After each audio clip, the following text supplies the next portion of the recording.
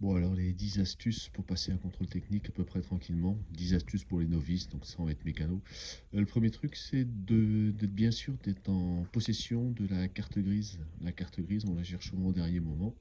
Et c'est un motif, pas de carte grise de toute façon, pas de contrôle technique. Une fois qu'on l'a trouvée, on vérifie bien qu'elle n'est pas abîmée au niveau des plis. Comme par hasard, ça tombe souvent sous le numéro de série du véhicule. Donc on vérifie qu'elle est en bon état et qu'on l'a bien. Un véhicule propre, il faut toujours laisser un véhicule propre. Quelqu'un qui s'en fout de son intérieur, c'est quelqu'un qui s'en fout de sa bagnole.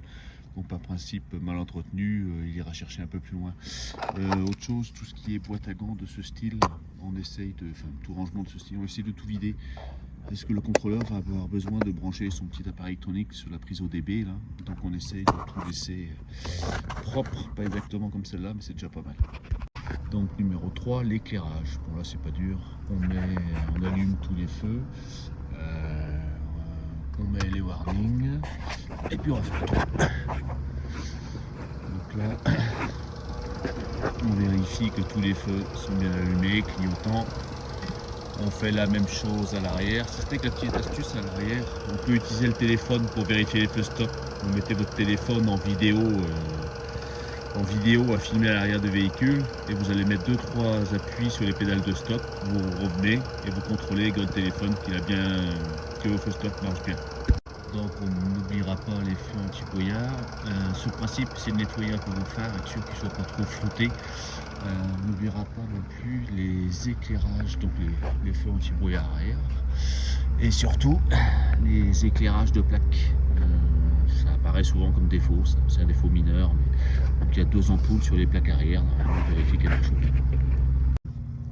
Alors le contrôle des plaques d'immatriculation, principalement sur les plaques purement alu ou même plexi comme celle-là, on fera attention qu'elles soient bien fixées, comme je disais à l'arrière, que les 2 ampoules d'éclairage de plaques marchent bien et qu'il ne manque pas des petits bouts de lettres stupides, comme par exemple là il pourrait manquer le milieu du A. C'est aussi un motif de refus. Donc on vérifie qu'elles sont bien fixées, qu'elles sont en bon état, principalement à l'avant. Elles ont tendance à prendre des coups d'attache remorque ou des petits coups, donc ça a tendance à les détruire assez facilement. Ensuite, ça va être le contrôle des niveaux. Donc le plus important, c'est le niveau d'huile. Donc ça, pour chaque véhicule a ses spécificités. Là, je ne l'ai pas essuyé, mais sur le principe, voilà. Entre les 2 petits traits, là, entre les 2 encoches, le niveau d'huile doit être là. Normalement, c'est là, c'est bon, il n'y a pas de problème. Donc tous les véhicules à point d'huile ici, si nécessaire. Liquide de refroidissement, là je peux voir qu'il en manque un petit peu, je vais en rajouter. Je répète, le plus important c'est le niveau d'huile, celui-là sera contrôlé de toute façon. Liquide lave-glace, je verrai ça après, c'est pas trop grave. Et donc le liquide de frein, j'ouvrirai tout à l'heure, être sûr qu'on soit bien au niveau minimum. Normalement le niveau minimum, souvent c'est l'intersection des 2 plastiques. On cisse les pneus, donc on va vérifier qu'on ait une bonne crevasse, enfin que les pneus soient pas usés tout simplement. Donc là il y a les liquides témoins d'usure, voilà, par exemple j'en ai un, il faut au minimum 1,6 mm. Donc à partir du moment où on vérifie qu'on ait de bonnes rainures, on vérifie aussi qu'on ait une usure, qu'on n'ait pas une usure intérieure. Donc à ce niveau là on fait souvent attention à l'extérieur, on oublie souvent de vérifier l'intérieur des pneus.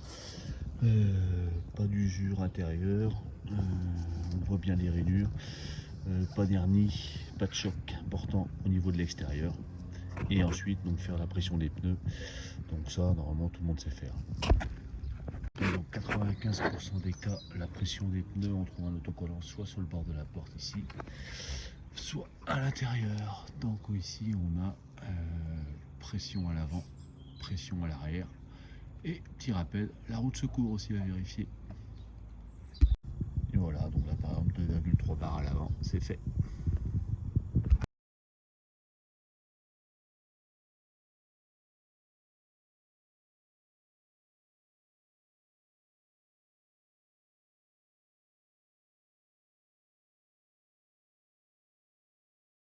Ensuite vient le temps des ceintures de sécurité. Donc à l'avant, elles sont contrôlées régulièrement par le fait que les gens montent dedans.